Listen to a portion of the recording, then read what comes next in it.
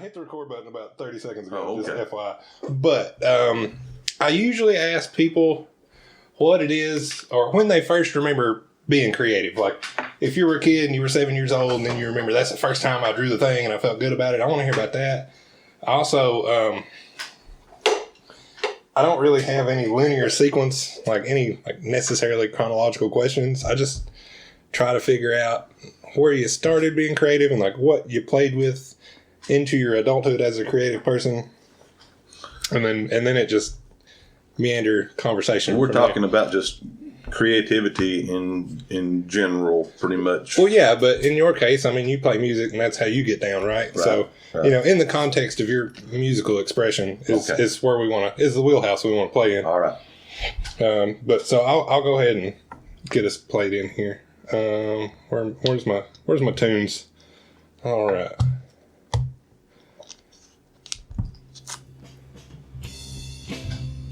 All right, everybody.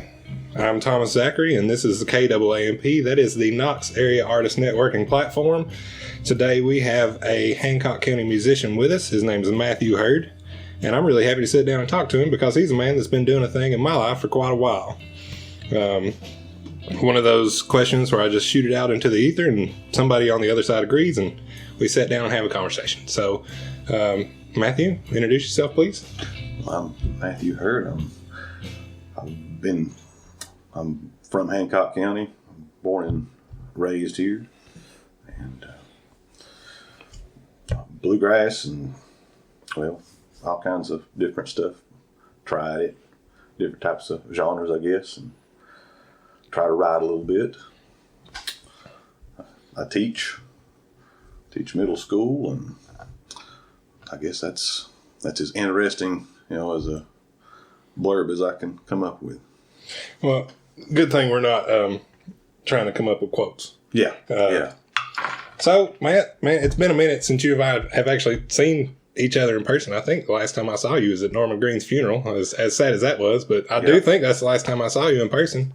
When did you start being a creative person? What did you get into as a young man? As expressing yourself? As a young person, well, I know that like some of my first fondest memories are my family's bluegrass band. They called them the Bluegrass Partners back then, and that was my dad, my uncle, my aunt, my cousins.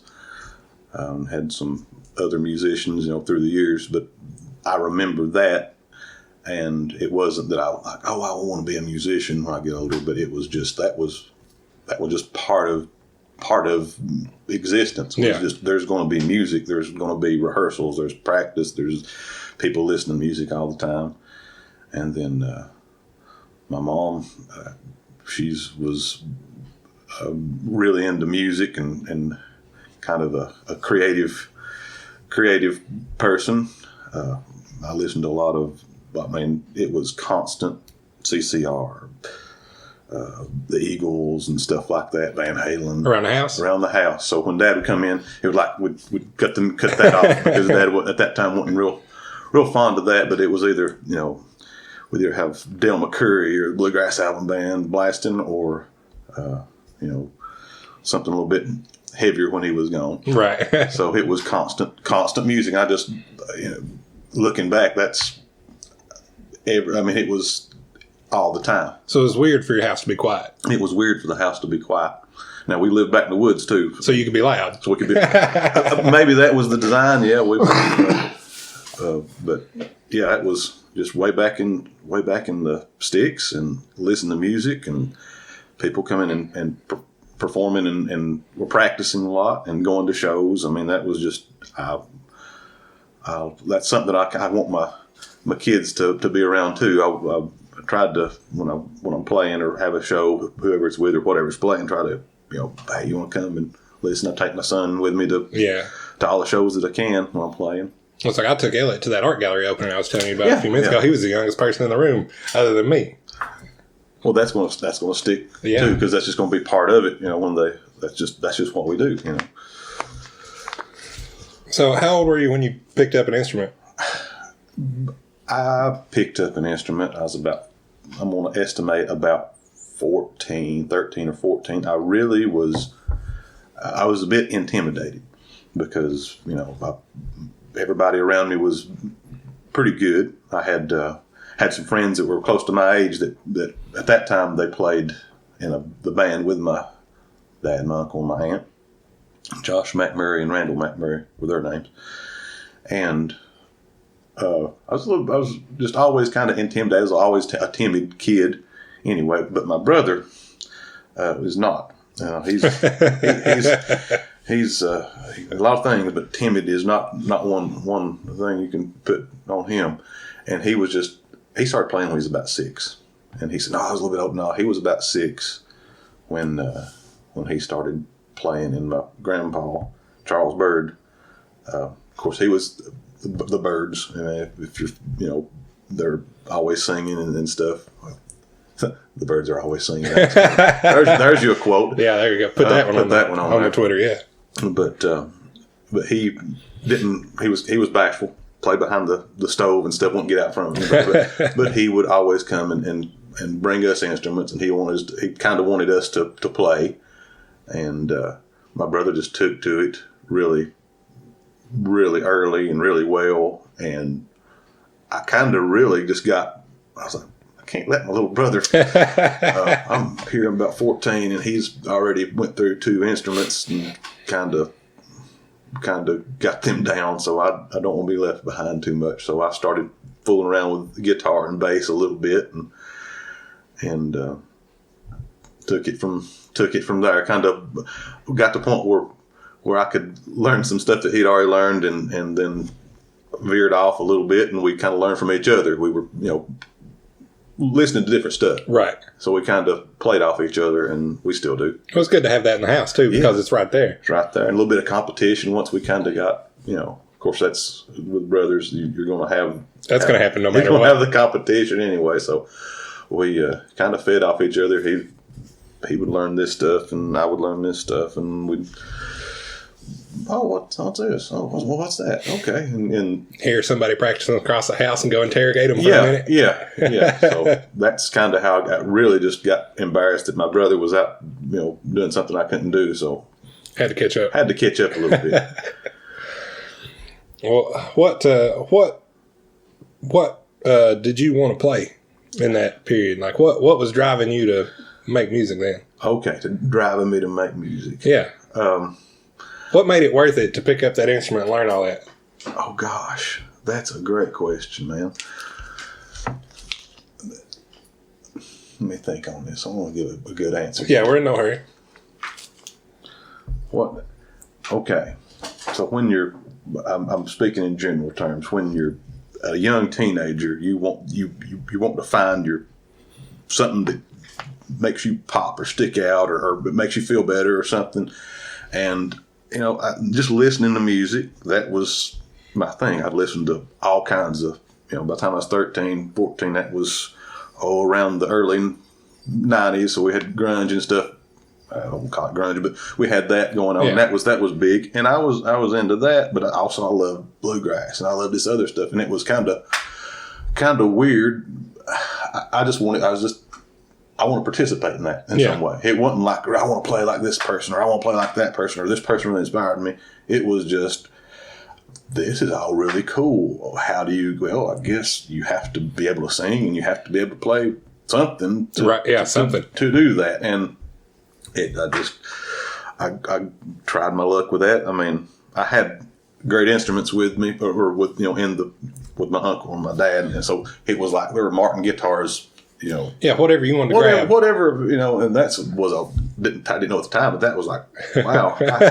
Here's all these instruments that, people would kill to have and be able to learn on, and I get to just pick them up and goof around and lay them back down or whatever. They're just sitting in the corner of the house. Sitting over there. But I just kind of would play around with this and try to get them what key is this in? What chord is this? And it just, there was no, like, I'm going to sit down and learn this specific thing. It was just, like I said, there was always music going on, so it was just almost like you're absorbing it a little bit. So it was more of an exploratory thing because you enjoyed it and you wanted to be part of it more than it was like a dedicated, I'm going to learn this and that. Right. And it was never, that's one thing, even though it was a musical family and all our friends were musicians, it was never like pushed on me. It was never like, you are needed.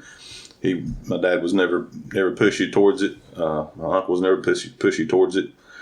It was just, we showed interest. He's like, well, hey, here's some other things, and kind of got into, they sang a lot of harmony parts. So a lot of the stuff, I didn't know what was going on at the time when I was real young, but they'd work harmony parts, and you're getting a little flat here, you're getting a bit sharp here. I didn't know what was going on, but just being around it, I guess it's like if you're around somebody working on a vehicle. Yeah, you learn a thing or two. You'd pick up things. So that was just something that, that's what you do. You listen and see if you're on key or off key, if you're doing something wrong or right. And I think, this is all hindsight, looking back, being particular with things or trying to write or whatever, or does this work? Do I need to change my enunciation? That was just stuff that you picked up because you were around it so much. And again, just the luxury like the instruments were. A lot of people they have to learn, this is why it's not working out because, we didn't think about how the harmony goes, or if we could modify how you say this word or whatever you write, even writing stuff. Yeah. And I do that naturally. Writing is just try to put vowels where there shouldn't be vowels, or change, Or just so when you go back and think about singing it, that this is how you need to do this thing to fit the harmony or the melody, whatever. Right. And you do a couple or a few things simultaneously, trying to get it like, I'm wanting to sing this, so I'm going to write it this way because it's easier. I don't have to spike or change a part, or my voice is going to stay on the same level or something like that. But that was just, I didn't, until I really got in a studio or something and was thinking about it, I was like, that's where that came from because I watched them do it for 10 years. Yeah. So, but it was a natural progression when you're around that all the time. And you see other people doing it and doing it with purpose. Like it wasn't just, hey, there's nothing wrong with having a big time and making music, but it was always, we're having a big time making music. We're going to try to sound good. Right. Yeah. There's some intent there. There's intent and keep the timing right and just the details of it. And that was stuff that I didn't have to focus on myself because I'd already watched people do it so much that by the time I finally decided to try to play, that was just, that's part of what you have to do. It was already like in the thought process. Yeah, it's like, in order to play, you have to keep in time and you have to stay on pitch and not rush your words and blah, blah, blah. And so that was stuff I'm grateful to have been around, Yeah, you were immersed in it from the start. Right. So I guess that would breed a familiarity that most people aren't privy to have right off the bat. Yeah, it kind of set the baseline a little bit higher, and that's just good fortune. Just thankful that I was a privilege of being around good musicians and being around people that were way better than you are. I think that's something that whatever if you're trying to get good at something, you need to try to be around people who are always better than you are. Yeah. Of course, that's something I don't have to struggle with because, 9 times out of 10, somebody's better at it than I am. I feel the same way in a lot of things. Like, I'll tell people if I'm somewhere new or I'm around a bunch of people that I know do things better than I do, I will actively try to be the dumbest man in the room because I got the most to learn. Right. And I've carried that idea with me for a long, long time. Pretty much since I started being a tax-paying member of society. There's people out there doing everything in some way better than I can, so I might as well try and pick that up. Learn a little bit going about my day. It's never failed me. No. My papa and my dad, it's always be handy. Just learn to be handy. Everyone's pressed to learn to be, you need to be great at this or you should be. It was be handy. If somebody's doing something, I don't care if you know what they're doing, you have a clue. You have a mouth. You can ask them and you can hand something to them if nothing else. Right. You can be an extension of them at the very least. And then, you're just be handy. And I was like, I can carry that into whatever. Yeah, all over the place. All over the place. What? So you picked up a guitar first? Picked up guitar first. Then what? As he sips water. Picked up guitar and stayed on that and with no mastery whatsoever for a long time, and still in a long time, still it's counting right now too. I stayed on guitar a long time and didn't try anything else. One thing was because at that particular time, I don't know, I guess it goes in cycles or whatever, but there was, by the time I was like 15, I actually could play well enough to like go to they used to have fiddlers conventions and just go to a jam session, just be able to, I know at least 2 songs that I can make it through and sing. There were so many good musicians around, and not counting the older ones, the old hands at, but just the younger ones that were my age, a little bit older, a little bit younger.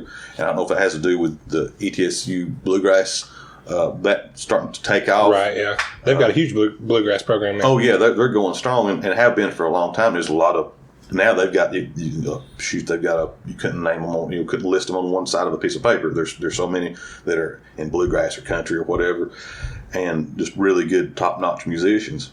They're doing it for a living, and then there's some that aren't doing it for a living. They're still great musicians, right? But there were so many of them at that time that like man, I'm gonna be a lead guitar player. No, I'm not, because I don't bring anything to. I mean, I can take a break on this, but is it going to bring anything to the song? Right.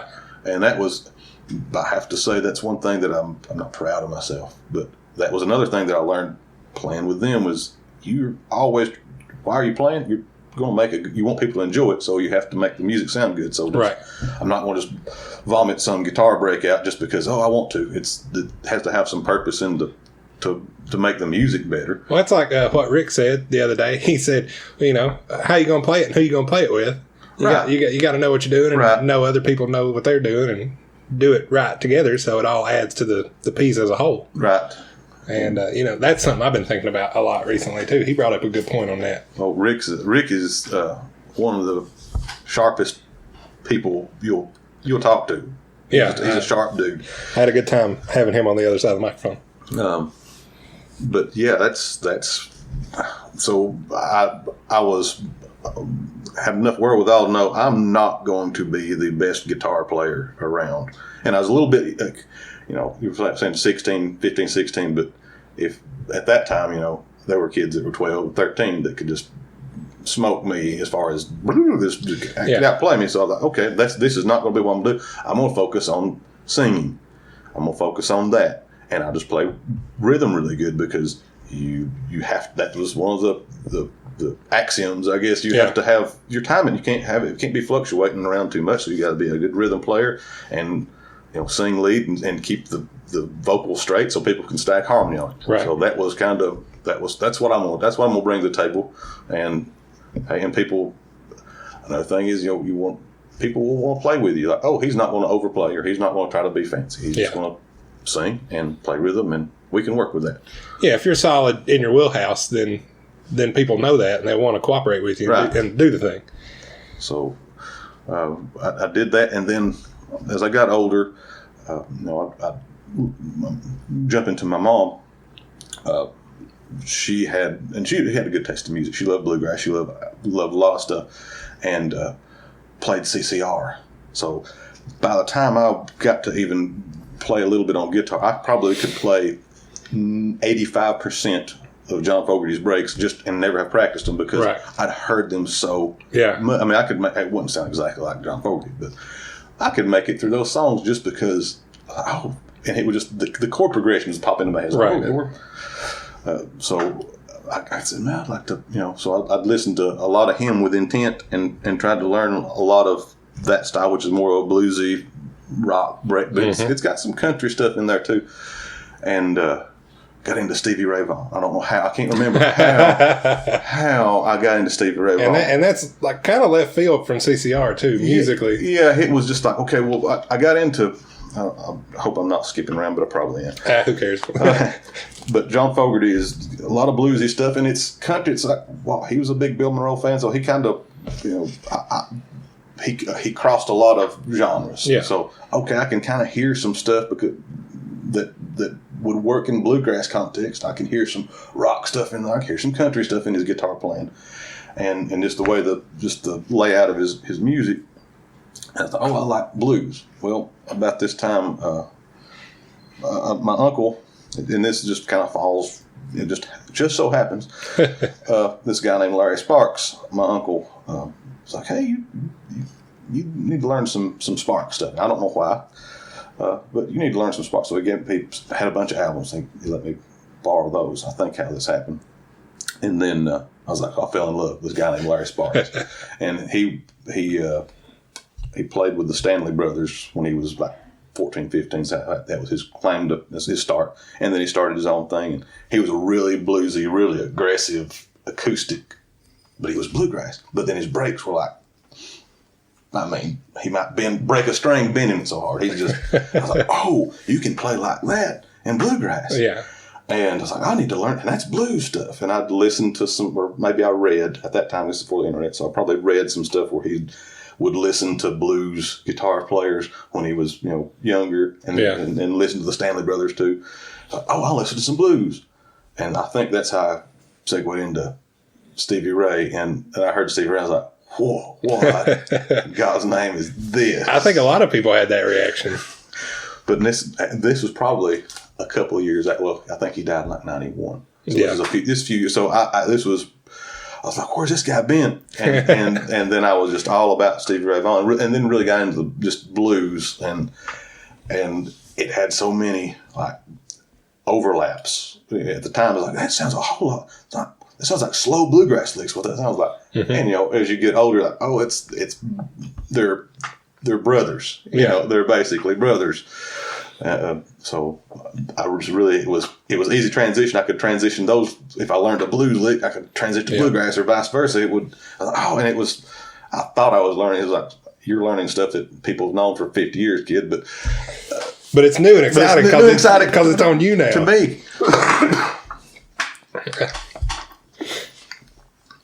So that was kind of, that's not a new instrument, but the way I look at it is, if I'm playing electric guitar now, I'm not doing the same thing as if I'm playing acoustic guitar. Right. It's has a different role in the band usually. You're not, it's just playing a different role, I think. It's filling a different gap. But, so I call that my second instrument I learned to play. And I played a little bit of bass, but I'm not very good.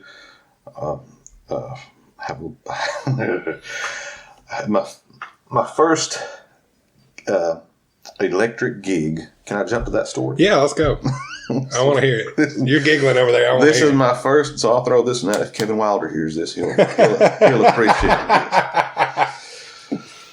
So my first electric gig. I haven't heard that name in a minute, so I'm going to like this story. I was playing around some, and I can't remember how he got wind of me playing bass. Maybe I went to a show or something. Maybe I went to actually, the first show I got thrown out of was one of his shows because I was 17 and they let me in. And you were underage at the bar? Yeah, I was underage. I wasn't even thinking about that. I just wanted to go watch Kevin play. And I watched like the first 3 songs, and they just kind of was like, we're not familiar with you. What? See your ID. And I was like, where was this?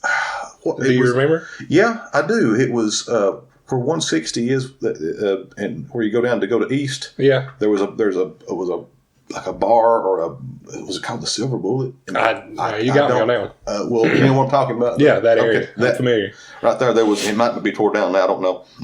But it was right there. I just drove in. I wasn't even thinking about drinking or anything. I just wanted to go listen to Kevin, and went there, and they carded me and asked me really nicely to leave. Real nicely? Yeah, they did. They were really nice about it. They was like, why did you come in here? It was like, to listen to music. And I'm like, well, you're not 18, or you're not 21, or whatever it was, because I was quite a bit underage. Well, at least you were in there with all the innocent intentions. Yeah, You're not in there trying to pull one over on anybody. No, I'm kind of aloof anyway. I didn't, that didn't cross my mind.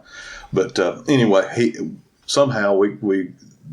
got the notion that I was a bass player. Maybe I told him I was a bass player. Maybe I thought I was a bass player. I was mistaken if I did. But anyway, he's like, well, we're playing down here at Market Square, and I come down and watch it. So I went down there and watched him and John Brown, and the drummer's name is Brian Lawrence, and I think he's playing with John Cowan now, or was. And they were a trio, and they were just great. They're a really good trio. Kevin's a great musician, John's a great musician, and Brian is just a really good drummer. 3-piece, they just rocked it. Wow, that was really the first time I seen a 3-piece, and they played blues, they played rock and everything. And I was probably 18. And that was in Market Square? Oh, yeah. How many restaurants were around then? I don't 2 or 3? Here's how back in here that I was. I don't remember how I got to Knoxville, and that's not a lie. I just didn't get out very much. So that was a big adventure for me just to make it down there and back in one piece. So I don't recall. I was very focused on the music, very focused on getting down there. I was as scared as I was driving through Knoxville. I was still going to do it to listen to those guys. So they did a great show, and for some reason John couldn't make some of the other shows, and they were playing at this place called Manhattan's. And a couple of weeks afterward, and Kevin asked me, "Hey, can you play bass?" I'm like, yeah, man, I can play bass. What are you talking about? So, somehow my dad bought me a 5-string electric bass, and I don't recall how this went about. You don't remember asking for it, do you? I don't remember asking for it. But now I was out of high school, but I was still pretty young. I think I was 18 or whatever, and he got me one. And Kevin sent me a CD. It might have been like 3 weeks out, and we're playing 3 or 4 hours or whatever, and so much material. And I knew like G, C, and D, and that was about it on bass. And it was terrible. We got down there, and they start rattling off requests, and you played the crowd, and this is Kevin's. You can't throw him a curveball. He's the top of his game right here, and Brian is just Brian is a top-notch drummer, and here I am holding. I'm doing good to hold a bass. I'm still wondering, why does this thing got 5 strings on it? What's good with this other string? And about 4 or 5 songs in, Brian, who's just a real quiet guy, he's like, "Hey, turn it down just a little bit." I said, "Oh, okay." He went, "Lower." Lower. And I was like, okay. And it's loud, and this is my first, you can't hear in a bar playing anyway. Right. But, you can hear the bass, and he's like, yeah. And he's like, "Yeah, do that." And I was like, "I can't hear anything." He's like, "Yeah." He's like, yeah. And it took me a second, and I was like, "Oh, I get that." Yeah, he's like, "Keep turning lower. That's good right there. Yeah, that's great. Where nobody can hear you, especially me." That's got to be the kindest way to tell somebody that. Yeah, but again, I was playing with people who were way better than me, and I jumped right in there and made a fool of myself. And that's bound to happen every now and again, because I've done it too. But that was. I didn't quit. I think if you have to go through things like that and have your pride kind of bruised up quite a bit, and humble you a little bit, because there's something. If you can play 3 or 4 hours of music and do requests off the cuff, that's impressive. It's impressive. Yeah, that's impressive. And I was like, afterward, I was like, Kevin, pretty. These guys are. They're not just they're just to play bars. No, these guys are good. They're good, and great appreciation. I've learned so much from John Brown and Kevin, and I've not talked a whole lot to Brian. I think he moved on to a bigger and better thing. I'm not sure what he's doing. I think he's a session drummer, maybe, but I've been in those situations with bluegrass bands, country bands, whatever. But I've not quit. Yeah, that's the important part, right? That's the important part. You don't quit, and I've learned to. Not to fake it, but how not to get in the way, and how to listen. And I know enough to not mess everybody else. Yeah, and that's really important if you don't know the finesse of what you need to be doing. Right. and you got to you go back and assess. I need to know. Here's exactly where the wheels flew off, and I need to learn this, and that makes you better. Makes you better at whatever you're doing. You have to. the wheels have to fly off at some point. Or else you never know what it's like. Yep. And you can either quit or, make sure it doesn't happen the next time. Right. And when I have to gesso over a piece of canvas, I don't, that's not an admission of failure. It's just, I got to start over and do it better next time. Right. Yeah. You gotta put, it's like kind of like the same concept, I guess, is like working out or something to get strong. You tear a muscle. You have to go a little bit. You can't go too far beyond what you can do, or you'll really hurt yourself. But you gotta, if you're going to do it, you gotta push a little bit past what you're comfortable with doing, I guess. Yeah, the comfort zone. You don't do any growing there. No, that's with anything. So what other instrument? Did you play bass much after that? I guess is my next question. No. Well, I played bass, but I played bass, but I'm not a bassist. I'm a person who played bass. Because there's a difference. There is a difference in a bass player and a person who plays bass. There's a difference. There's a difference in all that. You can be a guitarist, or you can be a person who plays guitar. You can be a truck driver, or somebody who drives a truck. Right. So I played bass I held a large upright bass in a band for a year or two. A guy named TJ Rogers. Cool dude. Love him. God rest his soul. But he got us, and I really have to say he was the guy who really got me out and played. Like, he would book shows and we had to play, and he pushed my brother and myself to, we probably wouldn't have played near as much because whatever, either he enjoyed being around us or for whatever reason, but he pushed us out and pushed my brother to, hey, lean into it. You're pretty good on man. Lean into it. Yeah. Show what you can do. Well, having somebody like nudge you into that direction is sometimes really important, because you can't see that you have a propensity for it yourself. Right. It's easier for other people to see that sometimes. Right. And again, I'm talking about my brother. He's a killer musician, but he didn't like to put himself out there. He would, I can do it, but I don't feel like I'm showing off. But we're still heart birds, so we're still kind of backward, and we don't want to be out front. Right. And that's not knocking the birds. That's just how it is. That's how we are.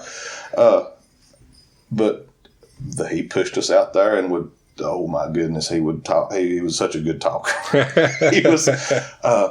Actually, I think he was the first person who got me a bass gig after that. I think this happened afterward. He talked me into a bass gig after I left, and playing electric bass with that band. And I went out on a short tour and had to take Clint with me because I couldn't play them songs.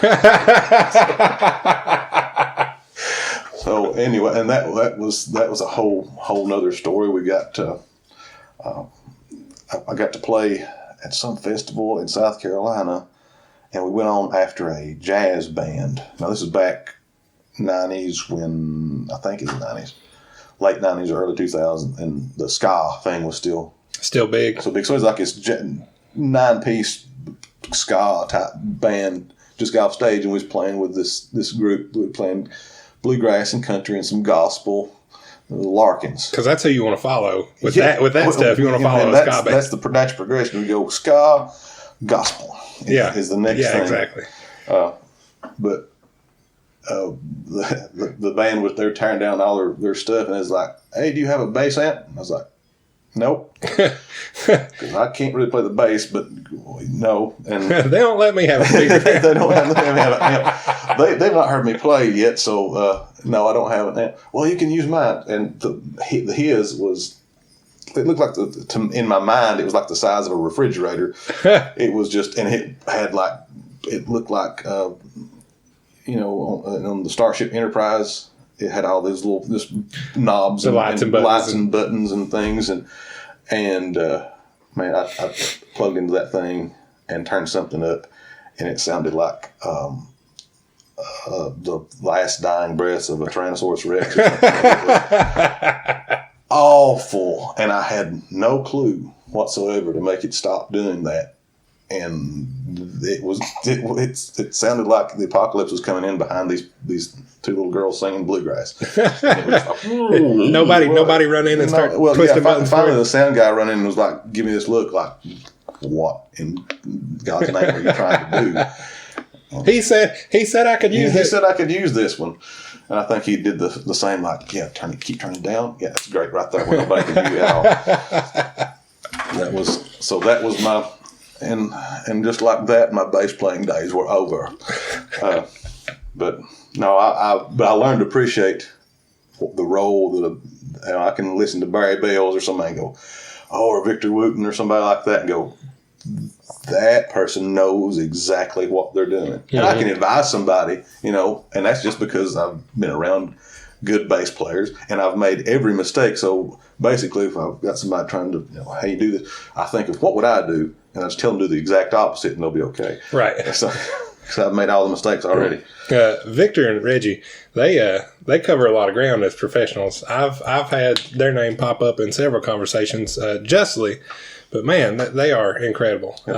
I've seen both of them do, I've been lucky enough to sit in on some private classes that they've, me being me, I probably shouldn't be there given what it is, but I've been lucky enough to sit in on some music theory classes of theirs, and I'm just astounded. The art I make and the geometry stuff that I do relates so heavily to their music theory. It's entertaining for me to see that from a different lens. And I very enjoy listening to those two gentlemen speak about their chosen professions.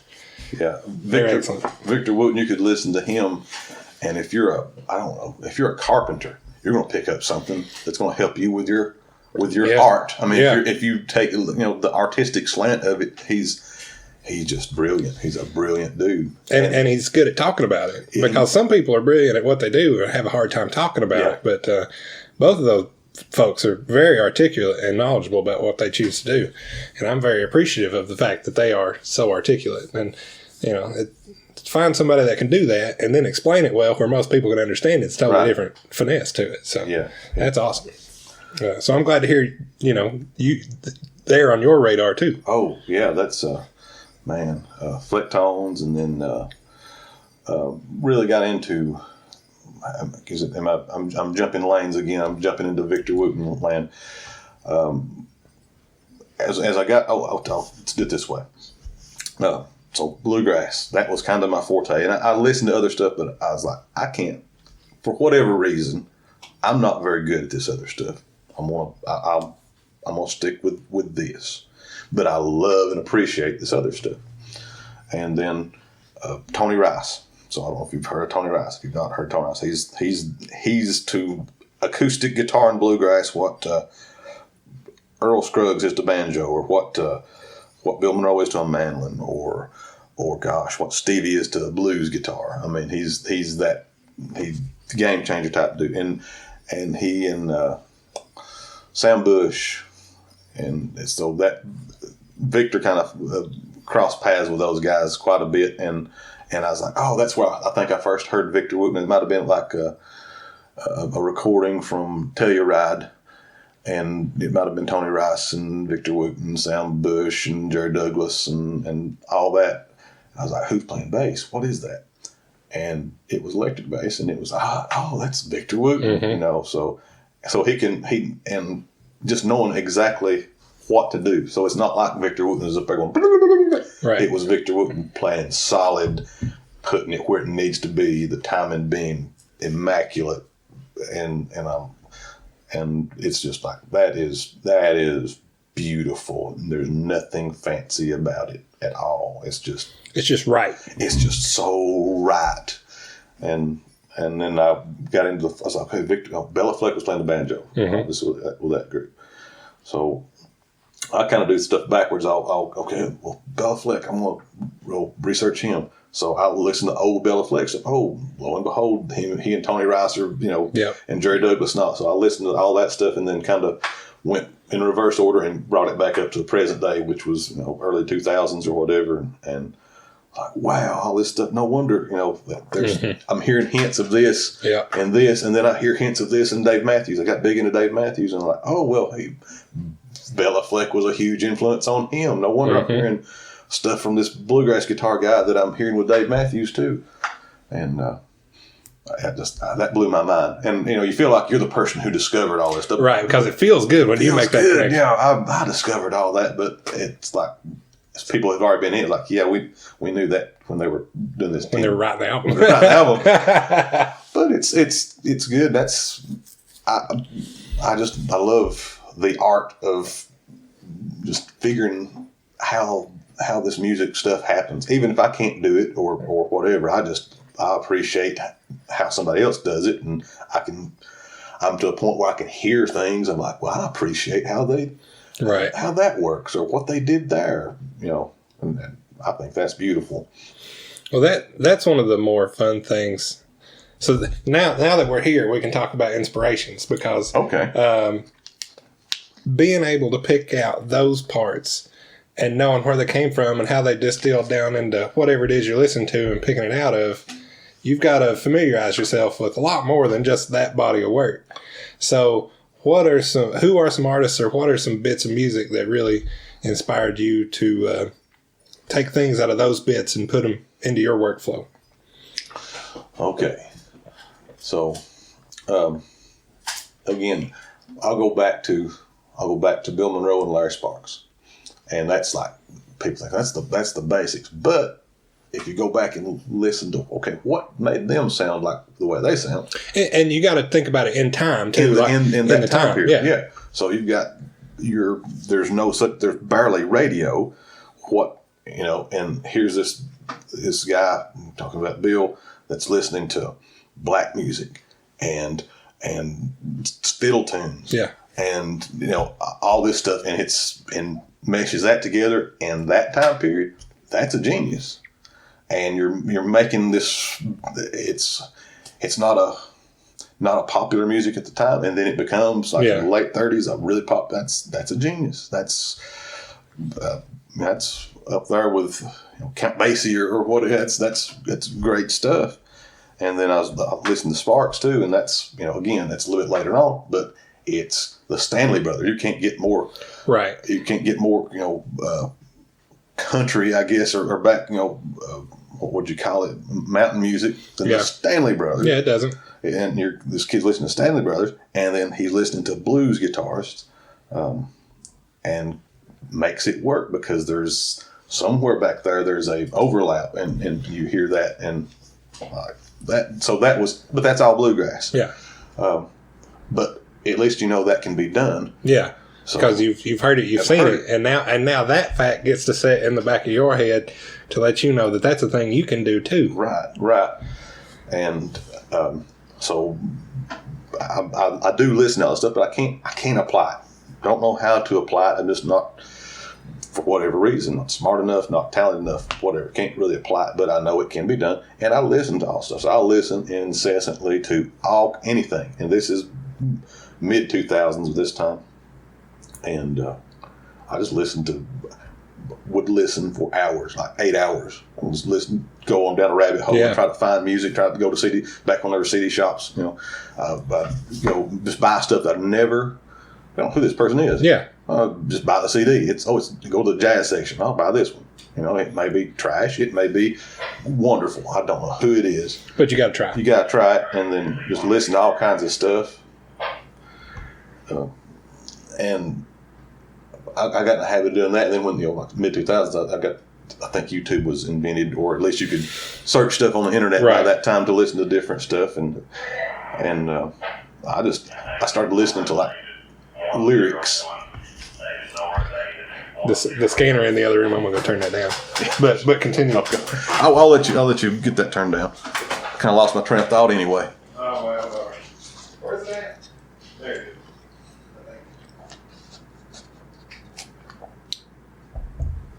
All right, because that microphone will pick it up. Yeah. Oh yeah. It's a Behringer B1. It's not like top of the line or anything, but it'll pick shit up from the other room. Oh yeah.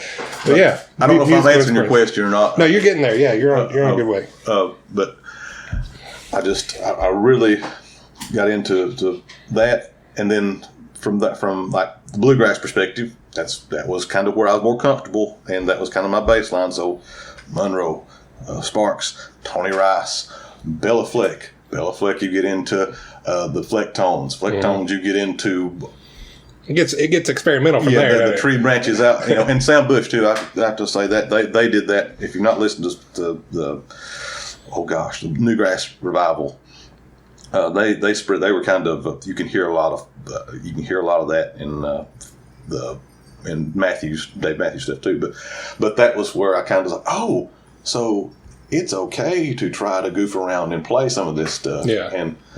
And so I borrowed an electric guitar from, it's going back to my late high school, but I borrowed an electric guitar. I was listening to all that stuff. And I got into Junior Brown for some reason. I don't know how I got into Junior Brown, but I think it was he played like Freeborn Man, which is a bluegrass song. I was like, there's this guy holding an electric guitar, and it's this Freeborn Man. That's a Jim Martin song. And got into that, and I was like, okay. So, it just, you keep, it just kind of progressed by listening to more stuff. Well, it's okay to listen to this and try to learn this because this person played with this person played with this. So that was how I got into more stuff. And then you just, by happenstance, you get into some more deeper, or more complex lyrics also. Yeah. And then I started listening more of that. And I was like, I wonder if I could write songs. So I started trying to write some stuff, and I'm glad that it's all gone, and there's no record of anything, and I didn't record any of it. But so hot garbage. Hot garbage, yes. I mean, oh my goodness, it was terrible. But you got to start some. Right. You got to get, hopefully I may still write some of this. It may be hot garbage. Well, do you write a lot of music nowadays? That is my passion right now. Okay. Is writing lyrics, and that was kind of because I've just accepted the fact that I'm a decent musician, but I'm not. You can go to Nashville and you can flip a toothpick and hit a musician that can do twice what I can do. You can go to Knoxville and throw a rock and hit a musician can do both. And then you probably can around here I can call on the phone and get more musicians that can more capable of me. That's okay. So I still want to do something that I've got to express myself some way, and I want to. Right. There's a little bit in everybody that you kind of want to. You want to show your stuff a little bit. You want to. It has to be there, or otherwise you wouldn't do it. Right. And so that's the wheelhouse you're playing in right now. That's where I'm at right now. Is trying to write lyrics and come up with some stuff that's catch your ear, make you want to listen to it, enjoy it. So what's your workflow like? How do you write your songs, and what's a good creative day for you look like when you write a song? This is all the above. Okay, and I don't. So this is. I can't give anybody any kind of. I don't know. I really don't have a plan for that, and that's kind of my plan. Well, this question kind of puts people on the spot too, because normally it's a thing they don't think about and just go do, and now I'm asking you to think about it. that's one of the. I can just jabber on, go tangent to tangent on most stuff, but with that, I don't have a method, and maybe I shouldn't, because maybe my stuff's junk. So you don't want to consistently make bad stuff, so. At least that's consistent. Yeah, at least that's consistent. I like what I wanted to do, and I do try to put purpose to it. So I got into wanting to try to write songs. Maybe I should just go into how that. Sure. I did that. So I kind of accepted that I'm not going to be the best musician in the world. I'll play a little. I picked up the dobro and I can play it. I can fill in. I can do okay, but I'm not going to wow you. I'll stay out of your way. I'll fill in. I've learned to fill in, make it, pick my spots, and not get in the way. I'm cool with that. So I want to write now, and I have no idea how to write, and I know I have an idea of what I don't want it to sound like. Yeah, and I listen, which is a good place to start. Yeah, and I'll write stuff and I'll sing it, and then I'm like, I would hate this song. I would not listen to this song for 2 seconds. I'd be like, oh, that's back when you listen to the radio. So that's wadded up, throw it in trash across the room. That's the one you wad up and throw away. That's the basketball right there. But for some reason, for the same mysterious reason that I wanted to play the guitar for whatever, I was like, I gotta write a good song. I've got to write something that doesn't make me sick to my stomach when I read it back. So I started just jotting stuff down. This is over the course of years. I think I started writing, like trying to write stuff about 2004. And I got hooked up with a guy named Larry Williams. And he is the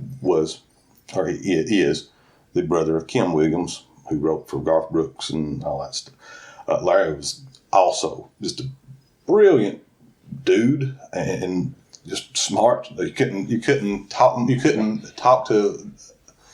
How can I say this? You couldn't mention something he couldn't talk about and and bring something to conversation. And this is another one of those scenarios where you're around people that are way better than you. Way better than you. And I mean, he could, and his brothers like that. Herschel Williams, who happened to play banjo with Dad and Ronnie for a while. Another brilliant person, just a great musician. It's funny how small the world is sometimes. Yeah.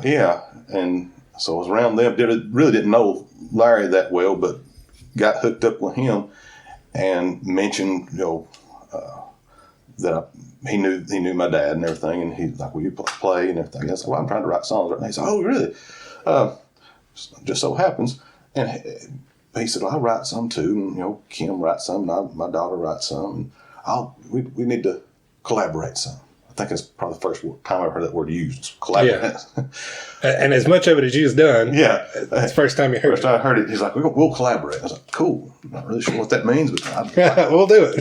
We'll collaborate. And he was serious about it. Next time I saw him, he brought a stack of books and papers, and it was all writing material, and it was about song arrangement and how to best arrange just all kinds of stuff. And it was the number system, the natural number system. Yeah. It's like, you need to know this to help arrange stuff. And so he's like, here, this will help. I was like, yeah, here in a few years when I read all this stuff, it'll be great. But honestly, it was, I use it. Right. It was like, that is good stuff. He just gave you a whole new toolbox to use. Yeah, stuff you hear it and you don't know that the art and the science to that exists. I just thought you write words and then you play a chord behind them and you pick a key, and it doesn't really work that way. And here's all this material, and I still have some of it. I've still kept a lot of it. How to pre-choruses and all this stuff. And I was like, wow. So I read through and started trying to blindly apply that.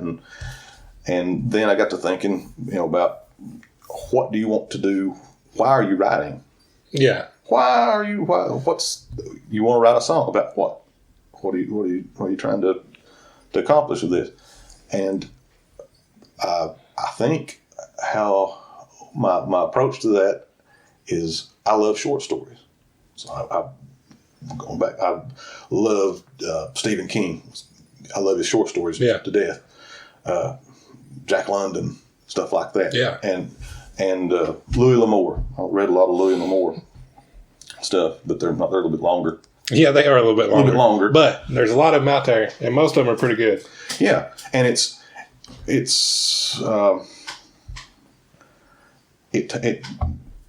real precise and to the point, especially with short stories. Yeah. You have to, if you're going to write a short story, you have to do the setup and get the attention and where's this at? What's going on? Everything. Pop, pop, pop, the packaging is far more important. Yeah. So it has to move pretty quickly and make sense and everything. I was like, well, that kind of sounds like songwriting to me. So that was how I guess if I have a process, it's like you come up with a story. And where do you come up with your story? Well, you have to kind of, my thought is you have to live a little bit. Yep. You have to have something, you don't just blabber off. And I think that was, looking back at the stuff that I wrote 20 years ago, is like, what do you know? What kind of story what could you tell that anybody would want to listen to? Yeah, what compelling story can a 17-year-old tell? Yeah. In some cases. Somebody said they didn't go out with you or something. That's about the extent of that. So, at the time I was started working out of town construction about 2008, and that was cool. I loved that job. Really, it's hard. I really, really liked it. And were you traveling a lot? I'd travel, but it wasn't like, I think we'd go up into Kentucky and the Carolinas, regional stuff. But you get to see a lot of, and you're interacting with a lot of people, and you get to steal that, So you can and then you have a lot of time to think too.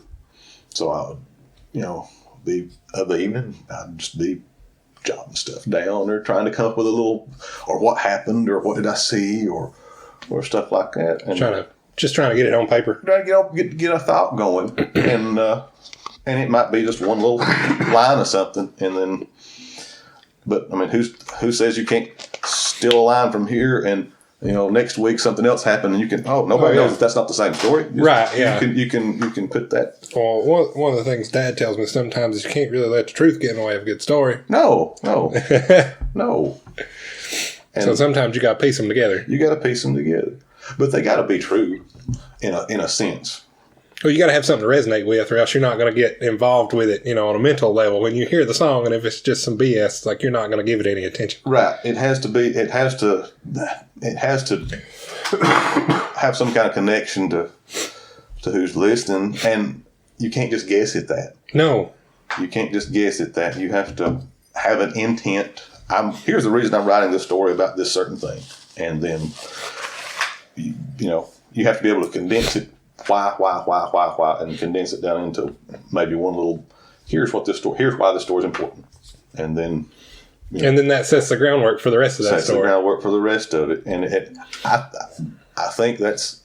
I think that's my process. Is just I draw from stuff I've seen or heard people say, or stories they've told, or stuff that they've seen, which take a grain of salt with how reliable that is.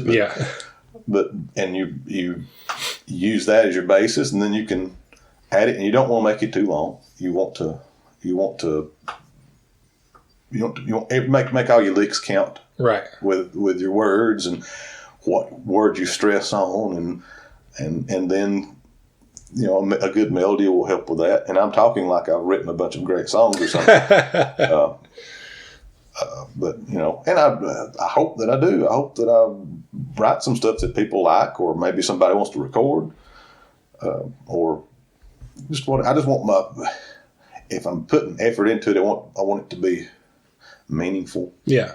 I want it to be as good as I can make it. Right. And not just to say, well, here, look what I did. I want it to be like 20 years from now, it doesn't suck any worse than it does right now. Yeah, 20 years from now, and you still want to be proud of the thing. Yeah. I don't want it to be, well, that was, dated. Right. Because there's lots of, I guess that's just, I was fortunate again enough to be around a lot of music like bluegrass is, love it or hate it, it sounds, you can take something from the 40s and play the same dadgum thing right now, and it's just, if it has an effect, it has the same effect as it had then. Or you can take CCR as another good example. Their stuff, if they came out right now, well, I don't know right now, but it'd be weird for them right now. It'd be really weird for them right now. But as far as the musical content. Yeah, I can. I guarantee I could take some of these kids that are in my classes and stuff, and hey, here's this. Here, listen to this. And they'd be like, oh, I like that. Yeah. It would have this, it's still good. Yeah, it'll still hit. It's not dated. And so, and Hank Williams, that's another one. Hank Williams' songwriting is, talk about timeless. in laser precision. Here is a situation. Here's the feeling, and I can make you cry in a paragraph. Yeah. Less. You don't teach that. That's one of the things that with OG Hank and Hank the Third, I think carries over really well into the third. He's got I was rolling down the road the other day, Elliot and I had some Hank 3 playing, and Thunderstorms and Neon Signs came on. And that's one of my favorite songs of his because it's really simple, but it carries a really clear-cut idea about how he's tired and he wants to relax. Right. And I just think the execution of that song and execution of that idea via that song is excellent because he tells you that he's been on the road and he's tired and he wants to eat a meal in a cafe and just relax and listen to the weather pass in a decent hotel room. And I think that's a sentiment a lot of people can get behind because a lot of people know what it's like to be tired on the road all day. And I asked Elliot, I was like, you like that song? Yeah. I was like, all right, we're going to listen to some more Hank 3 on the way home. Right. And to my knowledge, that's the first Hank 3 song he's ever heard, unless he's just paid attention around the house if I'm randomly playing it otherwise. But the fact that he heard that one and wanted to explore was nice. And that, I think that's a fine example of the songwriting you're trying to talk about right now. Right. I mean, I'm trying to talk about and whether I fail or succeed doing it, that's what I'm shooting towards. And it's, just here's a sentence that here's a sentiment. Now here's the setup, and here is the quick progression of how that goes. But that's what I'm shooting for in all of it. And that's, you can hear a song like you're talking about, hear that on the radio, and immediately have something. Oh, I can relate to that. Yeah, there's a point there that you touch on really quickly, and if you relate to something, it doesn't matter if that's your cup of tea music or not. If something gets you to pause, you're like, huh? Then you're more than likely going to listen to that. Yeah, and you're more than likely going to try to find some more. And either it's that artist or somebody similar to them. Hey, that's already got you down another path of something you like. And that rabbit hole can start anywhere. You can start anywhere. can start anywhere. On the opposite of that, then you could be like the most awesome musician and write this 9-minute big long dream theater song that's great. And unless you're into that, somebody flipping through Spotify or whatever they listen to, so it's. I'm not saying that there's anything wrong with that. Right. But it's like coffee. You have to kind of get. Yep. You have to want to listen to some of that stuff to appreciate it, and I appreciate it. And I love it, but it's not. I'm not going to do that. And right, that's not where you're going to put your creative time and energy. No. But it's under the umbrella of things that you can respect and enjoy, and may pull some influence from. Oh gosh, it's a great pull some ideas from their steel. That's what. Appropriation and allegedly are some really good words. Yeah. I mean, not like, but just. And I didn't mean steal. But in the artistic sense, there's no way you can get around having direct influences or being able to look or listen at a thing and be like, oh, well, that sounds like or looks like this over here. I wonder if that's somehow connected in some way. And there's no way you can avoid that. No. And that's one of those things you have to either enjoy or just be able to recognize when you consume art, whether it's visual or music or whatever it is. Like, that's just part of it. Right. There's nothing new under the sun, but you can put your own, you can be inspired by this and do your own thing with it. And that's the fun part of it, man. I love it. Yeah. I love that. There's 1,000 ways to skin that cat. Right. Which is a thing that gets said a lot in this program, but it just shows you like how wide the array is of things you can find yourself getting into. Now, on this note, I usually like to ask people, do you ever feel like the things you create aren't exactly yours, or they come from somewhere else, or the idea just strikes you from wherever. Do you ever feel that way? Okay. I have to do a quote from a friend of mine named Audie Ratliff. And I appropriate, as you say, a lot of things. So there's two sayings. One of them come from Audie, and one of them came, and I can't think of the guy's name. He's at Waller State, and I was doing some kind of something at Waller State at one time, and I first started making fun, not making fun, but the way he talked, he was just so enthralling the way he talked, and that tickled me the way, because he talked like this right here. He had just one of those real distinct voices, and I just loved to hear him talk.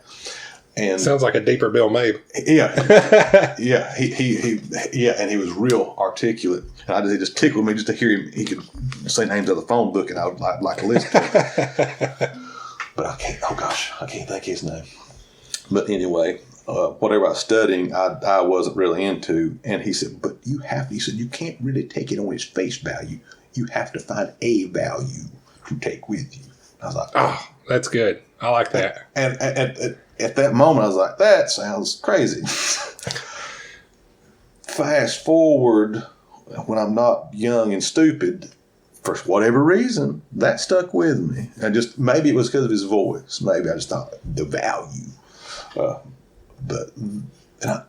I was like, that is brilliant. That just hit you one day out of the blue, like, oh my God. Yes. And I was talking to my wife. I was like, you remember? She's like, yeah, that makes all kinds of sense. And I was like, yeah, it does now. But now. When I heard it 10 years ago, it didn't make a lick sense. Yeah, I was just laughing at his voice because it was just, he was really, really into it. And he was brilliant. I guess he was really into it. I was just stupid. So, you can put, don't discount anything. Right. Don't discount anything, because you might just be at a place where you're just not ready to see what's there. And the second thing was from Audie, and I think he was describing, I played with him some, and he was talking about, he still builds instruments, but he was booming, and he was talking about running his own business. And he said at that time, it was like standing in a river. He said, if I needed water, I'd just reach my hand out and get it. If I needed a lot of water, I'd reach both hands out and get it. He said, but it wasn't me. He said, it was just there. Yeah. He said, as it goes past, he said, you have to reach a little bit deeper to get the water. And he said, then finally it turns into a stream, and you have to get both hands and you have to dig for the water. So it's just, and I was like, that's a good analogy for a lot of stuff. Yeah. Because it's just, depending on what situation you're in, you can just reach down and it's abundant, or you might got to work for it a little, or you might have to work for it a little bit more. And so for as far as writing or starting to write a story, and I call them stories more than I do songs, they're already there. I'm not inventing anything. Right. You just got to put words to whatever it is. I just got to bring attention to that, and maybe maybe a million people's already their attention. I'm just not aware of it, or maybe nobody's noticed that before. But I didn't make it appear over there. Right. It's there already. So I'm just trying to draw attention to stories. I'm not creating. I'm facilitating. So, one of the reasons I like to ask that, and sort of this little series of questions about people's workflow, is because I find that in my creative process too. I'm not going to sit here and tell anybody that 100% of the pictures I paint are mine. There are images that just hit my head that I seen 10 years ago that all of a sudden I just feel compelled to put on paper or on canvas. And then there's things I've never seen I feel compelled to draw. But where do they come from? That is a much harder question to answer. Right. And I've got a piece that I call the conduit because it just smacked me in the face one day, and it wasn't anything I could do other than just paint it. And that's all I could do. It wouldn't leave me alone. It was chasing me down. I had to put it on paper, and I like when other people can articulate that their ideas do that to them, because sometimes that's rough. It can either be bliss or some kind of sadistic pleasure to have these things bounce around in your noggin until you can't stand it anymore. But either way, it's really hard to claim ownership of those things sometimes. And when people get into their creative process and find the things that just flow to them in that process, I think it's One of the more intriguing parts about being just a creative person in general, under the whole umbrella of creativity, not just music, visual arts, whatever, like just, everybody's creative in different ways depending on what scenario's in front of them. Right. And you can find what I'm speaking on, in any of those scenarios. So, it really just depended on the person and the time and what they got in front of them.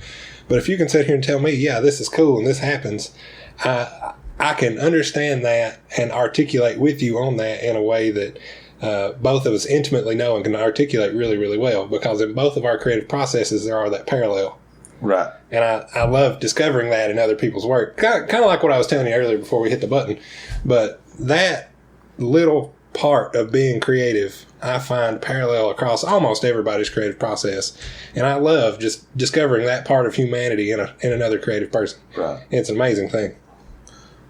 So I have that blessed struggle, and you do too, and a lot of creative people do. And, some people never find it, and that's okay, because a lot of people don't have that kind of release in their artwork or find that kind of satisfaction, but you don't have to have it. It feels good just to do the thing no matter what propels you to do it. Right. I like knowing where everybody falls on that. So that question is really important to me, and one of the reasons I like recording this program is because I really like answering that question, because everybody has a different answer. And I just love it. I don't know, and maybe I'm wrong, but my thinking is like, I want to, that little pop, that little first, when somebody touches on something that, I can connect with that. If you could do that that's what I want other people to if it's just for a second, if it's one little thing, a line, a chord, just whatever it is. I'm talking about music, but it could be art. I mean, visual arts. It could be whatever it is. Yeah. Some that pop. I think that's what they call it in wrestling. That pop. But that's what I'm going. That's my goal.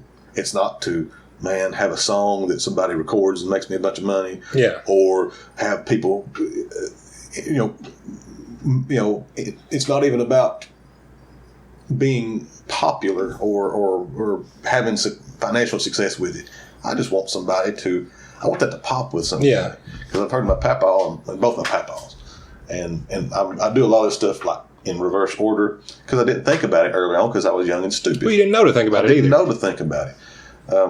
But those were two guys that music. I mean, and Matthew Hurd was a musician. He played. He sang. Matthew Hurd, he played a little bit. He had to. He was the oldest and had to work hard and all that. Didn't have the luxury of a lot of time. Right.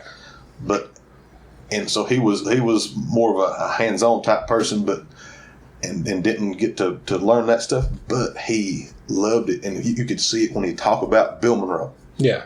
And that's, I keep mentioning Bill Monroe, but it's hard not to around here. It's hard not to, and not just like, oh, he could really play a mandolin, or he could.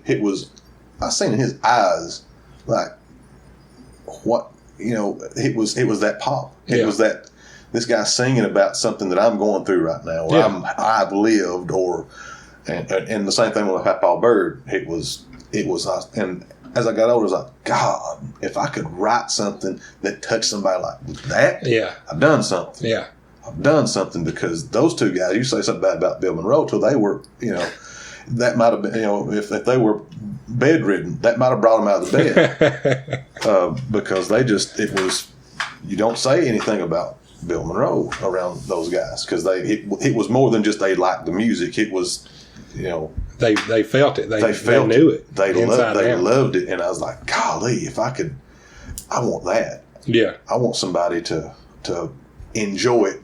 I want to share that with somebody. Yeah, and that'll make it worth all the effort. I don't care if I lose money. Yeah,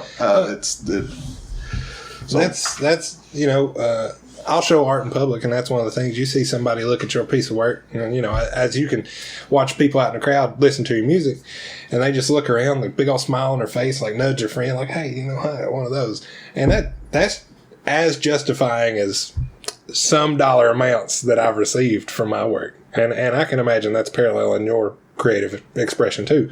Like seeing somebody genuinely enjoy and click with the thing that you just decided to put out there is a great feeling. It is.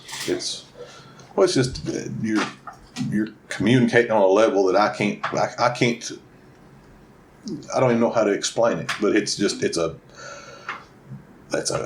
deep connection, and it's outside of the bandwidth of normal conversation too. Like it's its own special part of the frequency of communications that we share as people, right? And it's very specific, and it either hits or it don't sometimes, but it's there. Yeah, and we know it exists too because I felt it. Mm-hmm. I felt it. I know it exists, and that's why I put it down. Yeah. And now I share it, and then you feel it, and then we can both look at each other and say, "Hey, man, that's some good shit right there." Yeah. So that's a real thing. That's whatever I do. That's why I do it. Yeah. Well, I'm pleased to hear that you're aware of that, because some people aren't, and it's a good thing that you can articulate it, because some people are creative in a way that they just do it and don't really know why or what they get out of it, because they just have to do it for some reason or the other. And I think as a creative person, figuring out why you do the thing is, I'm not going to say it's some big watershed moment as somebody being aware of their own creative expression, but it really helps when you know why you have the motivation to do the things that you're doing. I think it gives you some meaning. It gives you, there's a purpose for what you're doing. Yeah. Even if you can't articulate it really well, like there's a purpose for that. But I've been fortunate enough, and when I talk to people, I talk to students, and I don't try to talk to them like I know all this stuff. Right. I have been helped by countless people, and if it wasn't for them intervening when they did, or being there for me, or encouraging me, or smacking me upside the head, or whatever they did, no telling where I'd be. Right. So it's not me that did it. It's not. This is all the any credit is to other people. I'm here because they happen to be there and help me out. So I think I should help pass that on. But kind of lost my train of thought on that. Well, I'll pick up. Having those people around that can kind of like shoehorn you when you're going off the tracks is really great. Like we were talking about earlier, Miss Danita was a really good influence to both of us growing up. We're both, I think, expertly fortunate enough to be surrounded by good people, especially where we grew up, that kind of put the blinders on us every now and again and put us in a good way. And there are a few words that can be said to appropriately reflect how fortunate a person can be in that respect. And I think around here, growing up, I was very fortunate. Now, I don't really fit in around Sneedville as much as some other folks. I was kind of a black sheep in community growing up. But it would be foolish of me to not recognize those people. And it's one of the reasons I'm sitting here in Hancock County doing this. Because I feel these people deserve a spotlight. Now, there's plenty of more people on this list I want to get on the other side of this microphone to help recognize, selfishly in my life too, because that's one of the ways I want to show respect to these people for kicking me in the ass and saying, "Hey, yeah, you go do better." Right. And so I want to pay respect to those people, get them on the other side of the microphone, tell them thank you, and give them some time and some voice and a little bit of corner of the internet to let them speak their mind about how they do what they do. And I really enjoy being able to give people that opportunity. Right. And it's better that I can recognize that I was given those opportunities by those people, because if I didn't see that, I'd still be like goofing off somewhere, not doing right, no matter how hard they kick me, so to speak. But, yeah. And I guess a few of those people for me would be my grandfathers, both of them, Kyle Hurd and Charles Bird. I mean, that if I were to make a archetypal, a decent, I would combine those two. Right. But just for me, and I know that's my bias because my grandpa's, but I'm to a point to where I think back to stuff that they did and they said, and I'm like, I was so, and neither one of them were. I mean, when I say educated, they weren't school educated. They were life educated. They were life educated. Yeah.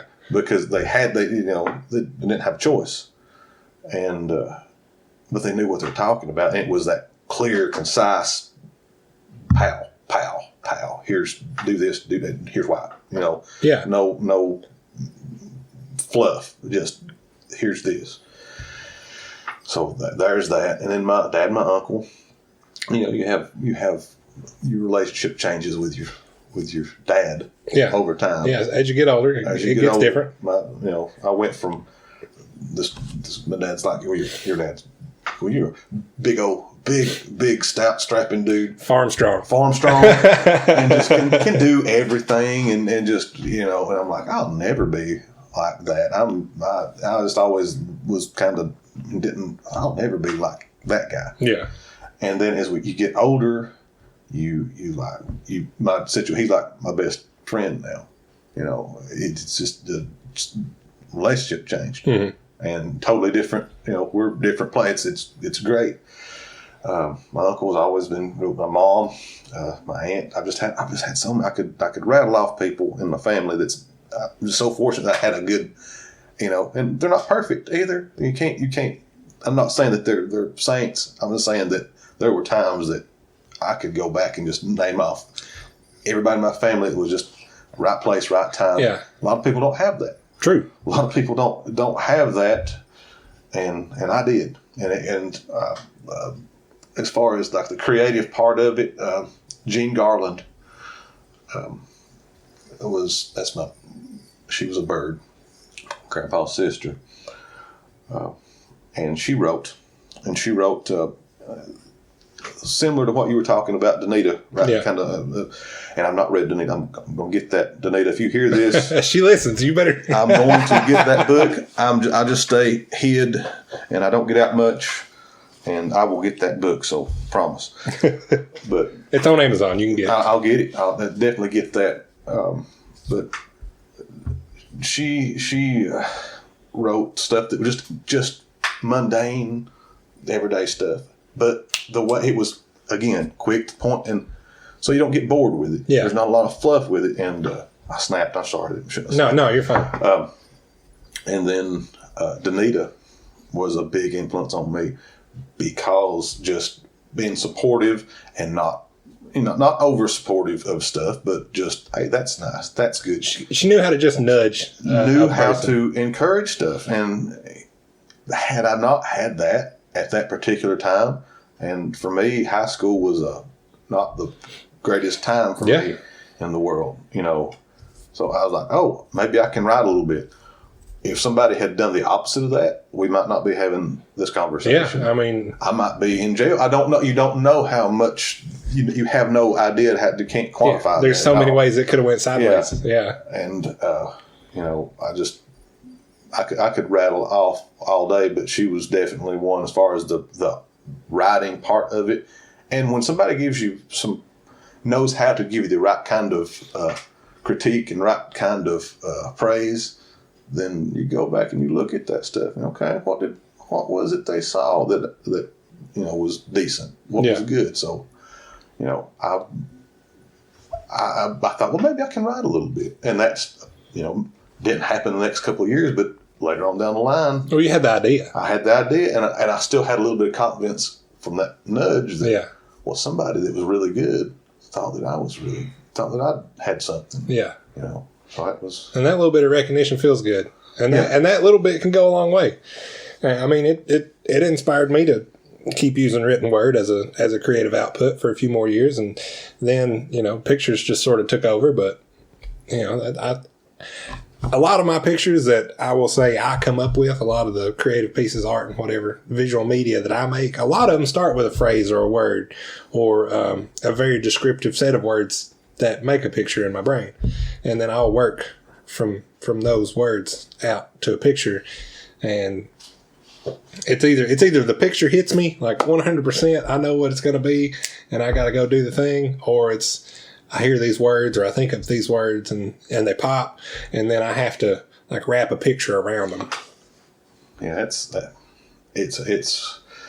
I enjoy listening. Like I guess same thing as you how people came up with songs, how they came up with whatever they came up with, because it's interesting to me. It's really interesting, and it gives you, you can, if you're, to me, I'm like, well, maybe I should listen a little bit harder to things, or research something, because there can be an idea in wherever it's wherever, so don't close your mind off to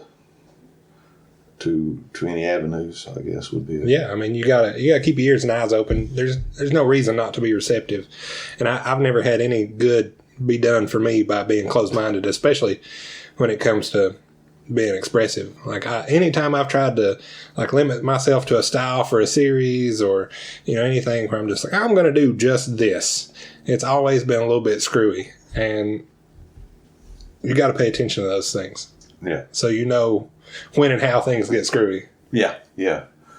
I know what I was going to say a while ago, and it is something that, funny, I forgot something I say all the time to my kids. I say kids, I teach, so it's my students. But I try to tell them, I don't know if I was saying this before you hit the record or whatever, but is to not just take somebody's word for something. Always question stuff.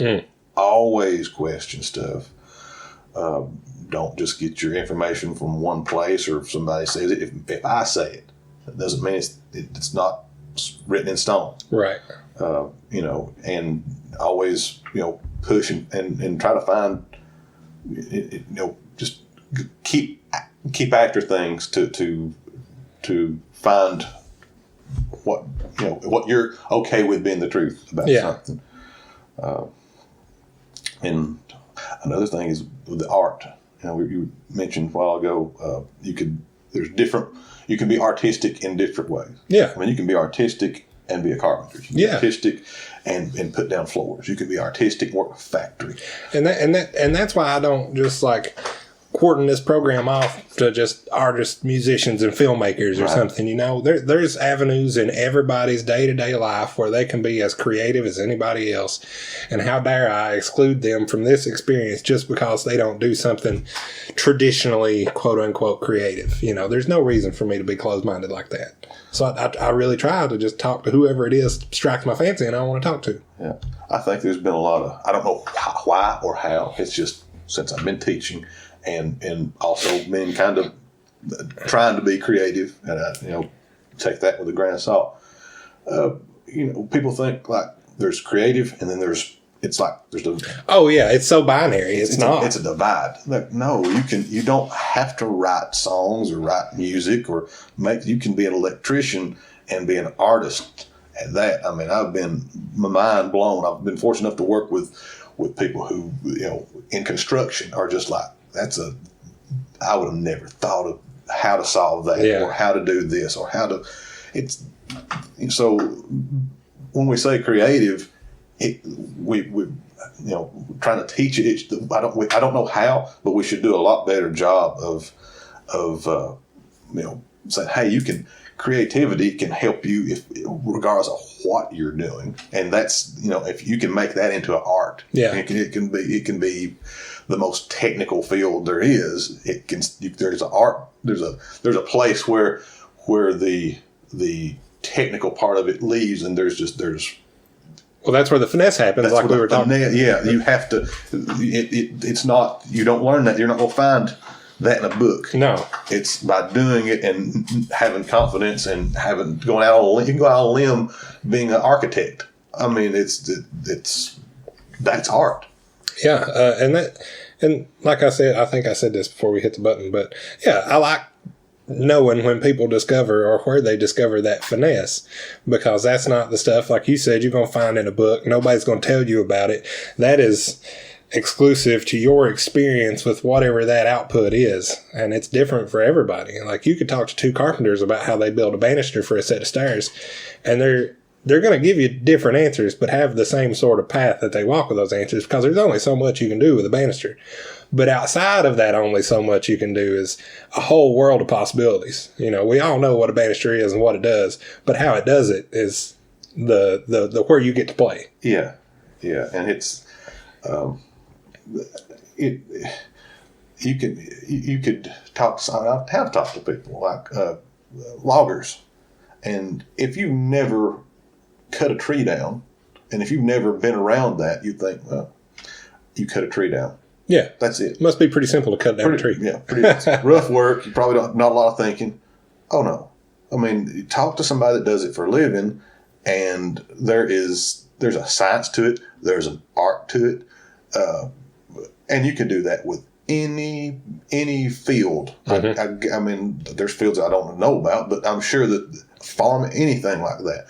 And we need to, especially in schools, since everybody has to go to school, we should be building bridges to that. Mm-hmm. It's not like you're going to go to college and you're going to learn this and you're going to be an accountant or you're going to be this. And if you aren't very good at that, then, well, damn. Well, yeah, you suck. Too bad. I guess you'll work at Walmart, which is you can work at Walmart and do that artistically. It's not knocking that, but it's like that's not told to people. It's not told that you can be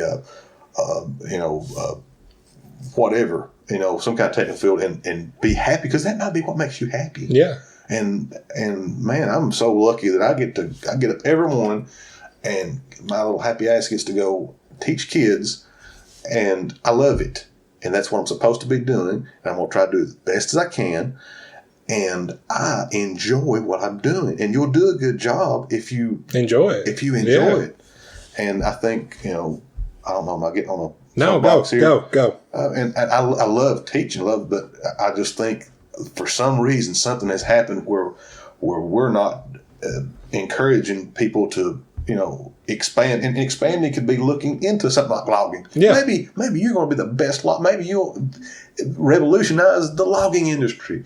Maybe you'll be a miner. I don't know. Nobody knows, but you can't cut that off to kids. No, and you wouldn't be doing them a service if you did. Or talk down about it, or insinuate that it's less than something else.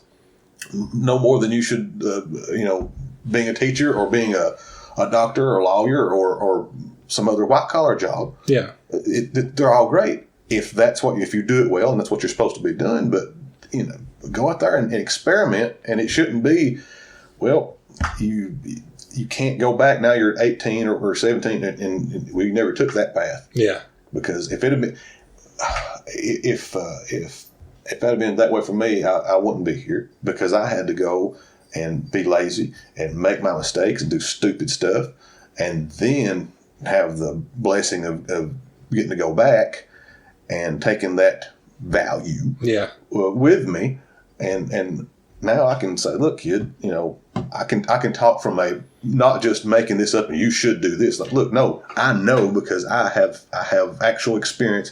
Here's what happens when you don't do this or you do this, and you don't need to, why should you make the same mistake when I can tell you exactly what's, when I made this mistake, this is what happened. It's not going to be any different this time. This is a mistake. So here, or the opposite. You don't have to go to college. You don't have to, but it shouldn't be like you said, this binary POW. It's this or that or whatever. Well, I was explaining to Elliot the other day, and he said something about, oh man, when I go to college, and I was like, well, you don't really have to do that. And he's like, what do you mean? And then I explained to him the wide array of things that a person can make a living doing that don't require any sort of college education. And further education is there, but it's not always college. Right. And I don't think that gets emphasized enough in the classroom either, because even outside of trade schools, there's a million things a person can do to find their way in the world, and they all require some sort of training or skill or some new tool to be acquired. And it's usually up to you to go get that, and you don't have to put yourself $100,000 in debt to get it either. No. So that doesn't get stated enough in the classroom as far as I'm concerned. Now, that being said, I'm a little removed from a classroom these days, but I understand the value in that statement more now than I ever did, because this whole thing, I've done nothing but educate myself on how to do, and this still isn't the most polished product that you'll find on the internet as a podcast, but I know enough to make a piece of media at the end of the day that I'm proud to present and don't hate listening to. And I think that's about as good as I can say for the amount of skills that I've got today. And then tomorrow I'll learn something else and it'll be better after that. And this is all stuff I've done on my own free time out of my pocket, so it's just a rabbit hole I chose to jump in, and so far it's been okay. Right. And you can't shut yourself off to learning new things. Not at all. At all. I like I was telling you earlier, I've never not benefited from acting like I was the dumbest man in the room. Sometimes a lot of it is just shut up and listen to everybody around you. And I'm good at recognizing when I need to shut my damn mouth and listen to the people that know what they're talking about talk.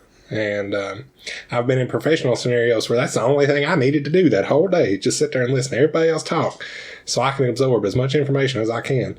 And I think it's really helpful when people figure out when those times are. Not everybody's aware enough to figure that out. Right. But if you know there are times out there that you're going to run into in your life that you should probably do that, you should probably do that. Right. And and that's a different time for everybody. And there's the more stuff you're exposed to, the more likely you're going to pick up things that you need. And you can't be just exposed to it one time and think, well, you've got everything that you've got to know. You've absorbed it, or you don't, or you're not going to get it. And that's wrong. There have been things that I know I was exposed to early on that I didn't pay for whatever reason, good or bad. I didn't pick up the first time. I didn't care or whatever. And then later on, like, oh, that would be really handy to know right now. That happens on a daily basis. Well, and then hindsight being 20/20 too, you see those things now 15 years ago. Damn, I wish I would have heard that then instead of like it playing in my head right now and finally making sense. Right.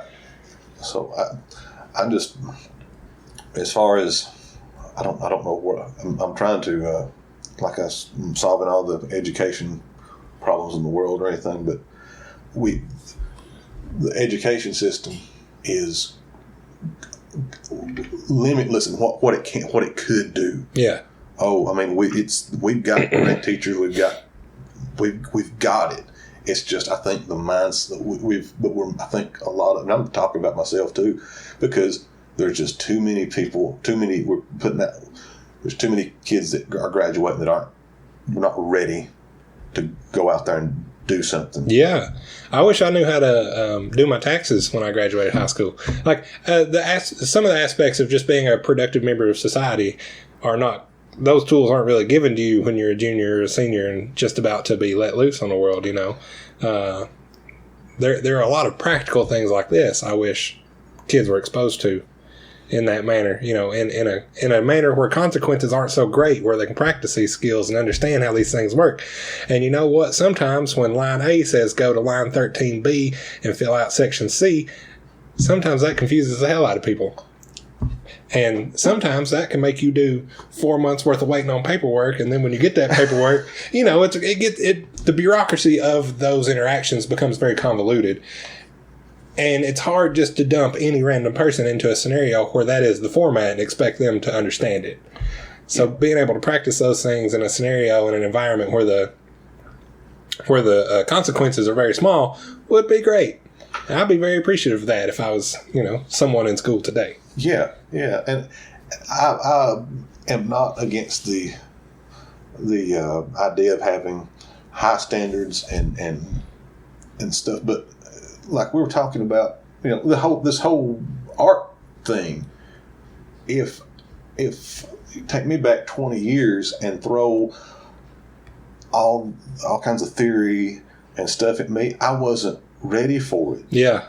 I wasn't. It wouldn't have mattered. You could have had the greatest teacher in the world and put me in the greatest music school. It wouldn't have mattered. It wouldn't have stuck. I had to go through it, and then I got the pieces. I'm sure a lot of people. I'm sure a lot of things are like that. You can't just throw and say, "Well, there it was. Hope you got it." Yeah. And that's for technical stuff, and that's for higher thinking stuff, because there's just some people through maturity, through whatever, genetics, I don't care, they're ready before some people are ready. Yeah.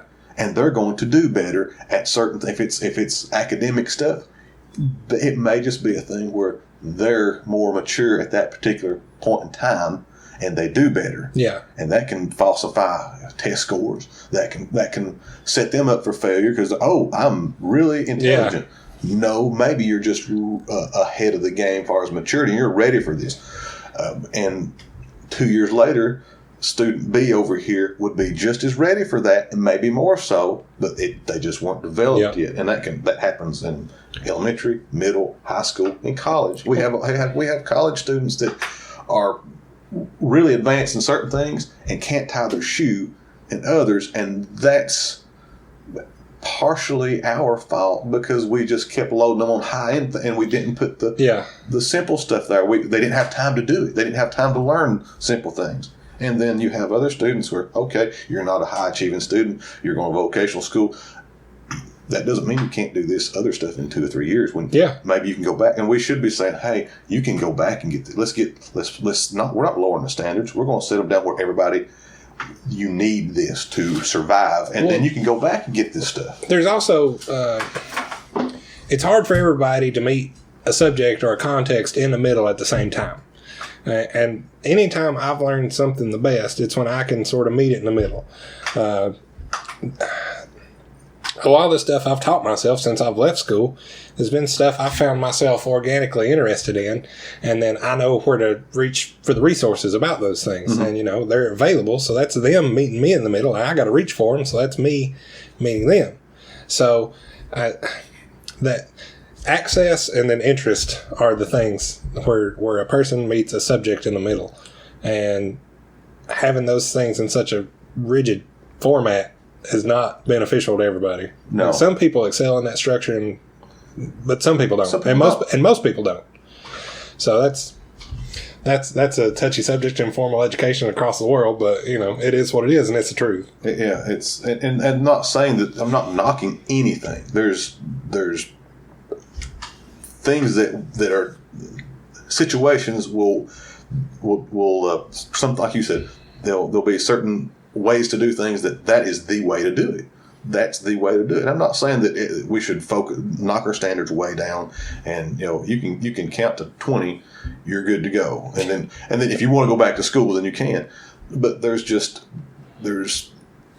I'm seeing a lot of high functioning people come out of college, and then there's some things that I'm like, somebody failed you somewhere because you should have learned this other thing that's just like, you have to know this. Right. Well, it's, people can go be rock stars at their job, whatever it be, engineer, coding, whatever.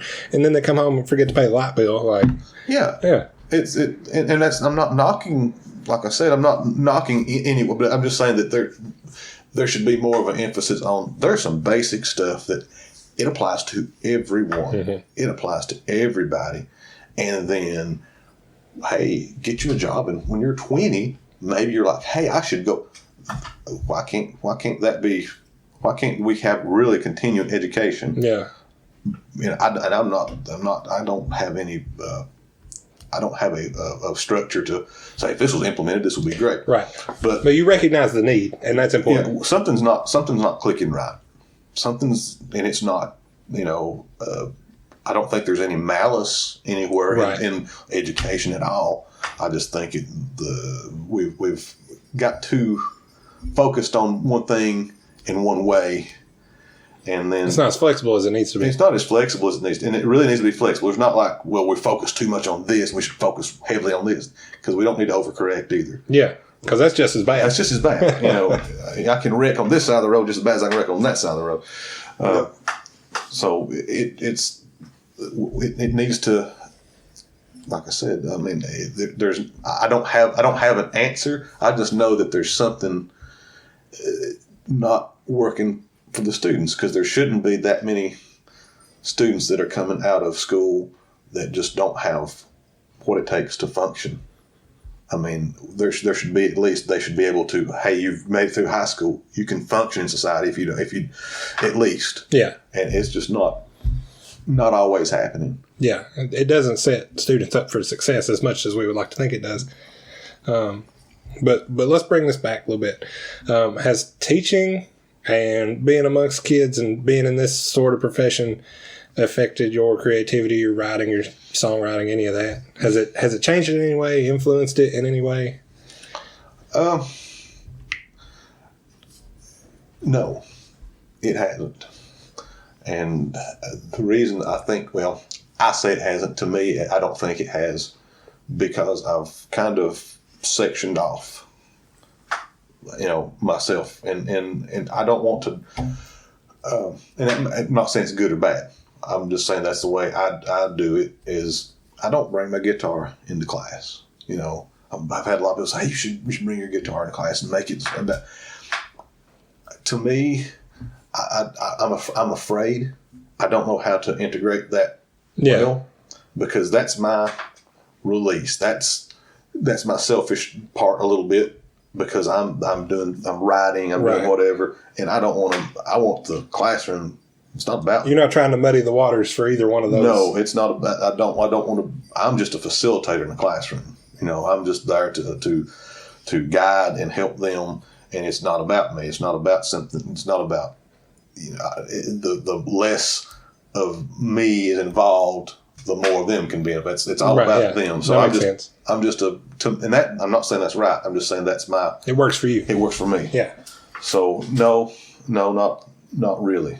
Well, I'm a little surprised to hear that, to be completely honest. Oh, really? Yeah, because in my experience, it's really hard for me to fence off one experience and keep it from influencing another. And not that that's good or bad. It's just really a difficult task for me to do, because I just feel like a lot of things in my life are really fluid. Right. And I understand how that works for you, but I can't do it. It's a much harder thing for me to achieve in my brain and how I execute my life and my creativity. Well, that makes it's a totally different person, totally different situation, and like I said, I'm not saying that it's wrong. I'm sure that there's plenty of teachers that it's very fluid, very, very fluid. But for me and how I'm wired up, it works better for me to do it that way. So and that's the important part, because that's what works for you. All right, man. We've been here for almost 2 hours. It's the clock right here says 1:47. Oh wow! So I'll ask my few favorite questions to end on, then I'll let you go. What are some things in your creative life that really delight you about what you do and how you do it? And then what are some demons that you struggle with being the creative person that you are? Okay. Things that really delight me. I enjoy, and this is like a perverse pleasure type thing. And I'm serious about that, because I enjoy the struggle of organizing and arranging songs and writing. Writing is not easy for me at all. I think I'm okay at it. I enjoy doing it, but it's difficult. It's not something that it's not easy for me, and I don't know how to explain it. I don't have a process. I've tried things. It's just, I get a feeling and I'm like, okay. When the muse hits. When it hits, it hits, and I'll go somewhere, and sometimes it just happens, and sometimes nope. It's just like, this is garbage on top of garbage, and I've learned, like, okay, get that out of my system. Yeah. It's okay, move on, don't worry about it, and just water off the duck's back. And the same thing with arranging or working up. I enjoy just like I was talking about earlier, harmonizing. I enjoy working at harmony parts. Yeah, flipping things around and stuff that if you're just a casual listener, you never know that happens. You never know this stuff happens, and I just enjoy that. I don't know why. So you enjoy the puzzle of it. I enjoy the puzzle of it, and it's not easy, but it's just it's a challenge, and I enjoy that. All right, so Dad sent me with a question. Okay. So just so you know, this one comes straight from him. Just out the road here. All right. He wanted me to ask you if you've ever heard Lucas Helton sing. Yeah. Oh yeah. I've heard a lot. They recorded, I think, some. I know they did, and with Dad and them, and we went out to his house. So that's some of the cousins I was talking about that played. Yeah, he had a good high Monroe style tenor voice, and it just one of those that you just didn't like to go out and do it. Just would rather do it at the house. And but so I don't know if I answered all your questions. The happy parts, the hitch in your giddy up, the demons in your workflow. Oh, the demons in my workflow. Yeah, the things that bug you when you sit down to do the thing. I don't have a process. I'm so scared, and that's something I deal with in personal life. I guess that flows over into personal life too.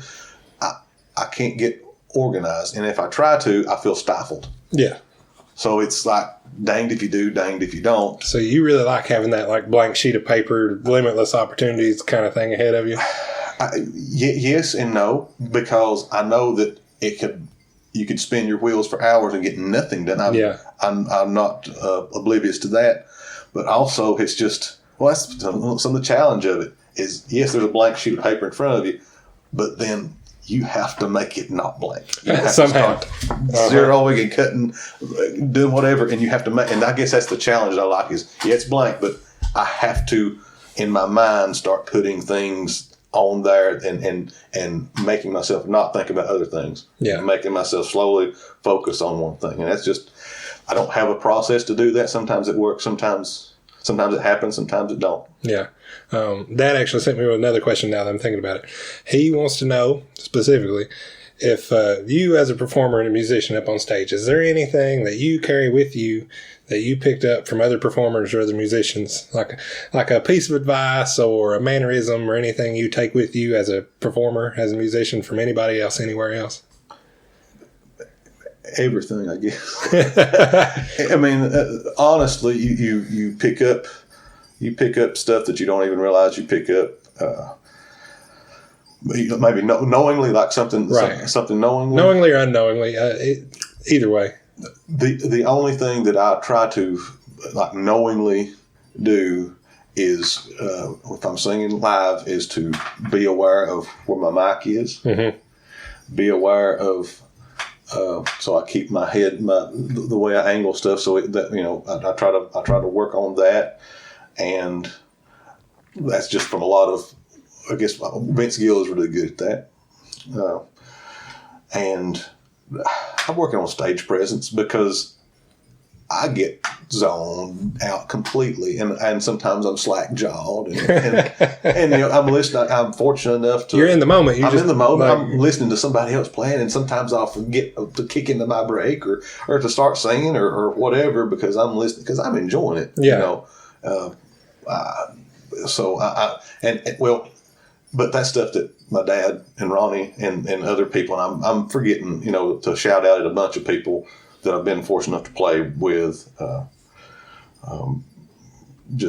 I've picked up little things, working the crowd, and it's just, and it depends on where you're at. Yeah. If you're in a bar, you play. You're there to entertain them. That's your job. Yeah. If you're in a church, you're there to praise the Lord. If you're in a bluegrass festival and it's their older crowd, you're there that's your job to try to get that pop and to make that connection. You don't know how it's going to happen or when, so you just do the best you can and do your job well. So, I think that's a great answer. Now, the legitimate last question I try to ask people is. Are there people you would like to hear on the podcast? People you'd like to see sit in your seat? If you can name 1, 2, 3 of them, that'd be pretty cool. Because I don't know everybody, and this is it's one of the ways I find people to put in your seat. I ask people who they want to hear. Who would I like to see in this? We're talking about. We can keep it to Hancock County, but if there's somebody specifically you would like to hear, name them too. Because I'm not against hearing that either. Okay. Kevin Wilder. That'd be a fun one. That would be a fun one. Kevin's that would be a fun one. I've seen him play here and there, so Kevin did the Preservation Pub show with us. He played bass on that one, so he I was like, I'm getting my revenge on you, buddy. I'm putting you on the spot. Put him on the spot. But Kevin would be a fun one around here as far as I'm thinking I'm kind of in musician mode, so I'm probably going to forget some people. And you've already got Danita, so I've got to listen to that one. Oh, gosh. I'm at a loss. And you know what? That's pretty common because I do put people on the spot with that question. So if you think of somebody next week or 2 months from now, just shoot me a message and I'll try to do what I can with it. But that's just one of the ways I try to keep people moving around this thing, So I like asking that question because it's one thing for me to network, but if I leverage your network too, I can meet in the middle somewhere and have double the content or, have more connections, sit down and talk to people. Right. And that's usually how I go about it. Are there any places people can hear your music on the old internets? On the great and wise interwebs, we have the rock stuff is, I'll shout out, I mentioned those guys.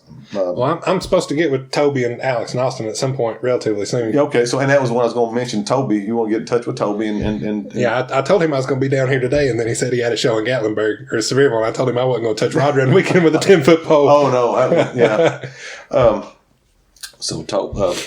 But as far as our stuff, so that's Alex and Austin Green, and then my brother Clint played bass on the stuff. So that's brownlow.com, brownlowband.com. That's the rock stuff. I'm getting ready to kind of start a little, probably a YouTube channel just of I've got enough material of my own and probably just do acoustic stuff on that. So just every once in a while, when you take a wild hair, Google or YouTube search Matthew Hurd and see what pops up. And then on the Facebook, we have the Brownlow Band.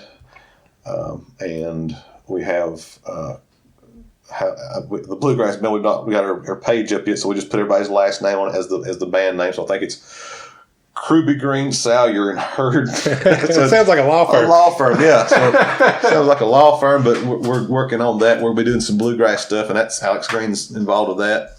So just keep. We'll probably do some YouTube videos of that also. So we're going to branch out a little bit, but when you get links for all that, I'll drop it in a note or something on the page for the podcast. So all that information will be up there. Oh, sounds good. Thank you very much. Man. I have greatly enjoyed this conversation. I was pleased to have you say yes and sit on the other side of the microphone. It was actually nice to sit down and catch up with you a little bit too. Good because it's been a long time since you and I have had a conversation that lasts over about 10 minutes. And I guess selfishly, I get to catch up with a lot of people I don't get to spend a lot of time with when I get them on the other side of the microphone. And I ain't going to be bashful about it because I'm a little selfish anyway. But it's good to have these opportunities. It's good when people say, yeah, I'll come talk. And it's good to see people sometimes. So I really appreciate your time, your energy, sitting here talking to me and shooting the shit a little bit. I enjoyed it. But I appreciate you being articulate about your creative process or lack thereof. If there's anything you'd like to say, shout out anybody, you can do it now. Otherwise, I'm just going to play us out. No, man. I just hope if somebody listen, I hope they're entertained at least. Well, usually they are. I haven't had anybody tell me that they're not. So that's good. Let's do some of this. All right. Everybody, this has been an episode of the KAAMP. I'm Thomas Zachary. That was Matthew Hurd. He is a Hancock native and a thoroughly excellent bluegrass musician as far as I'm concerned. If you want to support the show, you can buy my art. You can find that on Instagram via the Twisted Wrist. You can find it on Facebook, the same name. If you don't want to buy some crazy art to decorate your house with, you can share the episodes of the podcast. You can tell people to go put this shit in their ear holes, but in the nicest way possible because I'm really rude. But yeah, thank you for listening. Enjoy, and I'll catch y'all on the next one.